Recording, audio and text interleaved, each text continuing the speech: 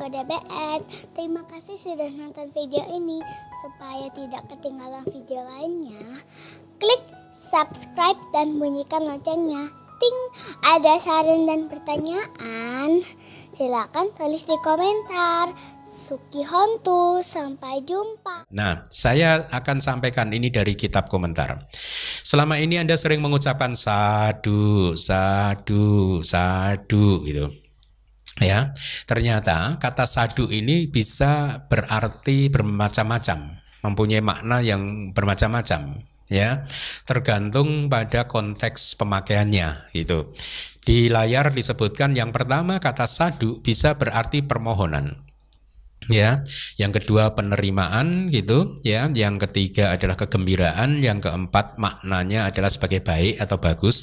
Jadi kalau Anda sering mengucapkan sadu itu Anda masih memahami hanya yang makna nomor 4 itu loh.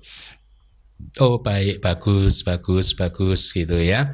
Atau yang kelima perkuatan, dan masih ada makna-makna yang lain tergantung pada konteks kalimatnya. Misalkan di dalam kalimat di Pali itu ada begini kalimatnya, sadu me bante bagawa sangkite nadamang disetu gitu. Ya, wahai bante, wahai pegawan gitu. Sadu me bante, ya sadu ada sadunya kan, me mohon bante itu. Jadi itu kata yang pertama itu artinya permohonan. Mohon begawan mengajarkan dhamma dalam cara yang singkat kepada saya itu. Sadu me bante bagawa sangkite nadamang disetu itu ya. Kemudian yang kedua adalah arti sebagai penerimaan gitu ya. Jadi penerimaan itu artinya setelah Buddha menasehati, akhirnya yang bersangkutan murid atau biku menjawab sadu bante, baik bante, saya menerima nasihatnya gitu. Ya, jadi misalkan ya kalau di teks juga begitu, hanya sadu bante gitu. Ya, kalau misalkan Anda mendengarkan nasihat bante, misalkan ada tamu kan, kita bante Indo Basa memberi nasihat yang baik, Anda mengucap sadu bante, baik bante, saya menerima itu nasihatnya gitu. Itu maksudnya ya.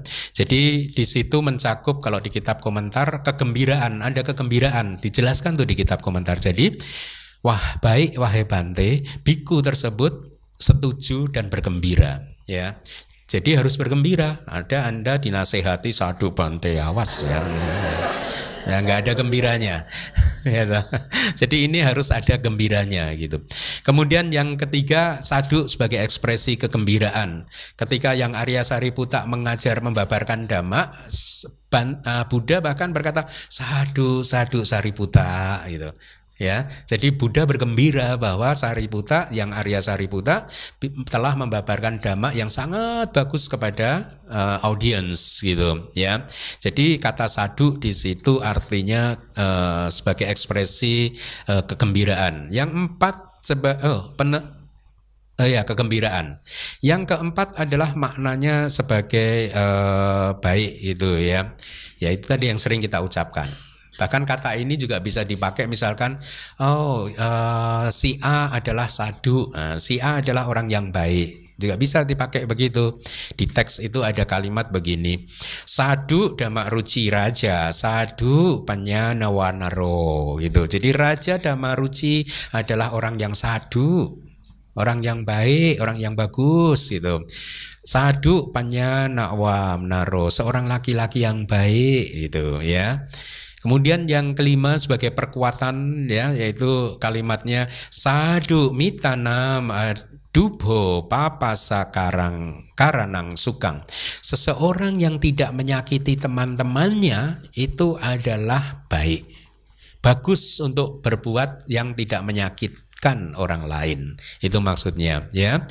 Papasa karanang sukang, bahagia adalah seseorang yang tidak melakukan kejahatan. Ya, jadi lihatlah, Anda sudah mendengarkan ceramah saya sejak 4 tahun yang lalu DBS berdiri.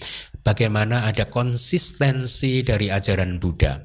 Ya, ajaran Buddha bukanlah supermarket. Supermarket itu artinya Anda mau cari cabai ada, Anda mau cari barang belanjaan apapun ada.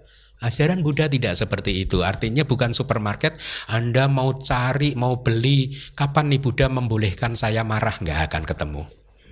Ya, kemarahan is not available di ajaran Buddha. Ya, kapan ini Buddha, Anda ingin membeli nasihat Buddha yang berisi Buddha memperbolehkan kita menyakiti makhluk lain, nggak ketemu. Not available. Ya. Jadi bukan supermarket ajaran Buddha ini. Sangat konsisten dari awal sampai akhir. Makanya indah di awal, indah di tengah, indah di akhir. Konsisten sekali. Ya, mengajarkan cinta kasih ya cinta kasih. Tidak pernah Buddha memberi syarat Anda sebarkan cinta kasih dan maafkan semua orang selama orang itu baik kepada Anda. No. Baik ya baik, maafkan ya maafkan. Apapun itu keadaannya.